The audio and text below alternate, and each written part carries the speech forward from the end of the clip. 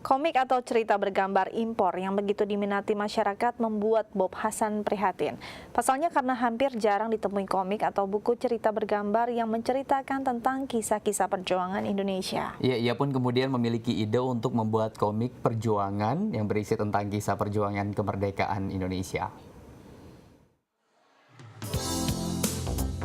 Maraknya komik-komik atau cerita bergambar dari Jepang, Korea, dan Amerika yang beredar di Indonesia membuat Bob Hasan prihatin. Ia prihatin karena hampir jarang ditemui komik atau buku cerita bergambar yang menceritakan tentang kisah-kisah perjuangan Indonesia. Ia pun kemudian memiliki ide untuk membuat komik perjuangan yang berisi perjalanan sejarah bangsa Indonesia.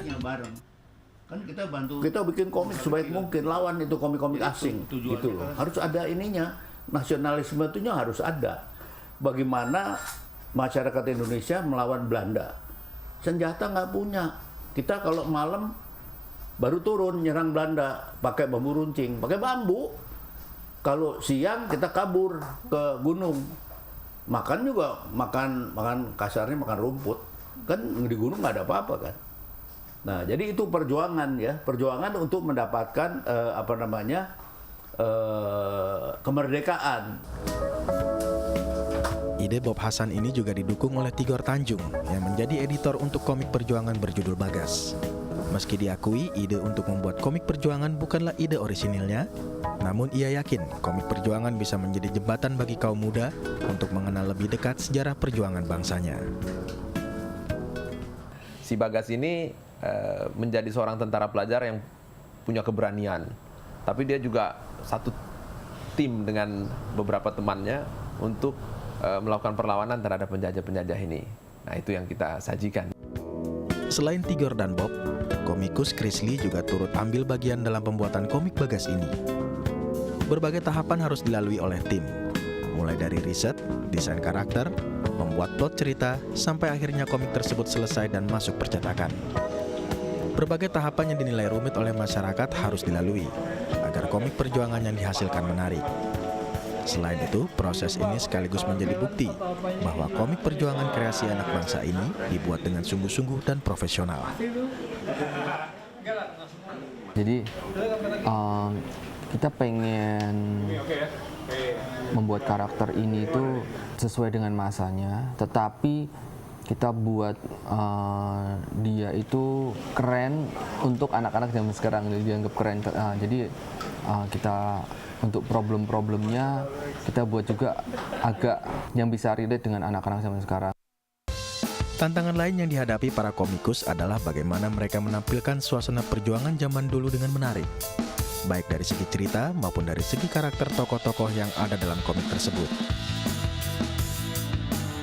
Belajar sejarah dari komik, sebenarnya anak-anak itu menurut saya tidak sadar bahwa dia akan belajar banyak hal dari komik. Jadi sampai sekarang pun sebenarnya banyak orang dewasa yang tidak menyadari hal itu gitu.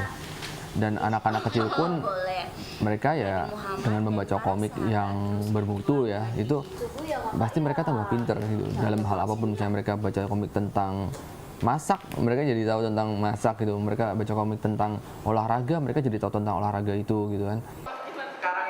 Jika Bob Hasan dan rekan-rekannya memilih komik untuk mengajak anak-anak gemar sejarah, Asep Kabali, penggagas komunitas Historia Indonesia, memilih cara untuk mengadakan tur ke tempat-tempat bersejarah.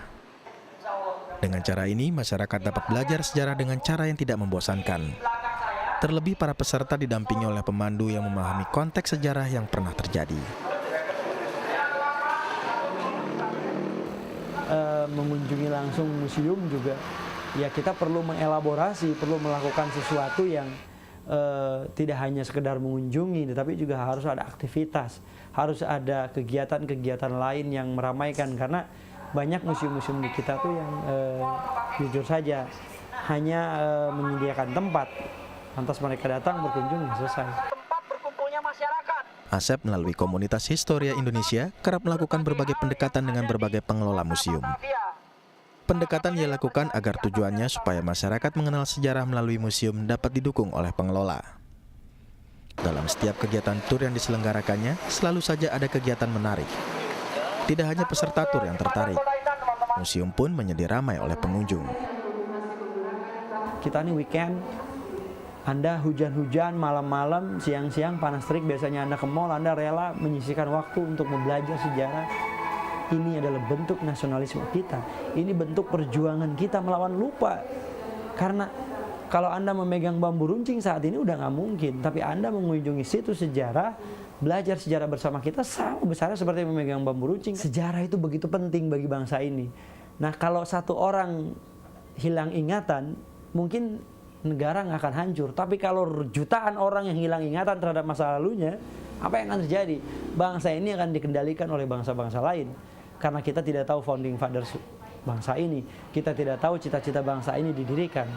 Kita tidak tahu bahwa kita pernah berjaya di masa lalu. Nah, kejayaan masa lalu, pelajaran di masa lalu, itu akan menjadi inspirasi, akan menjadi pijakan bagi kita di masa depan. Bangsa yang besar adalah bangsa yang menghargai perjalanan sejarah bangsanya.